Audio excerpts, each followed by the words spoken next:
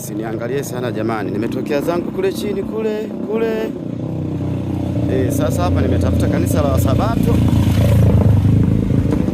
Nimewaambia linapatikana juu huko juu, nataka nikasali. Si unajua Wasabato huwezi kuacha kusali yani. Hapa ndio napandisha. Nikaangalie hilo kanisa hilo lipo maeneo gani. Usiniulize ni wapi, kwani unaona hii ardhi ni wapi? Hii ardhi kama sio ya Manzaro, nataka nikasali kidogo pale. Kishamaliza kusali tu hapo itajulikana sasa. Huwezi kuwa umekuja sehemu ukashindwa kuangalia wapi unapotakiwa kusali. Hapa ndio naongeza speed. Nipo Nyegezi, lakini kuna kanisa moja nasikia lipo milimani huko juu kama unavyoona. Huko ni kama mita 100 kutoka tu Nyegezi kona, ndio nalifuatilia hilo.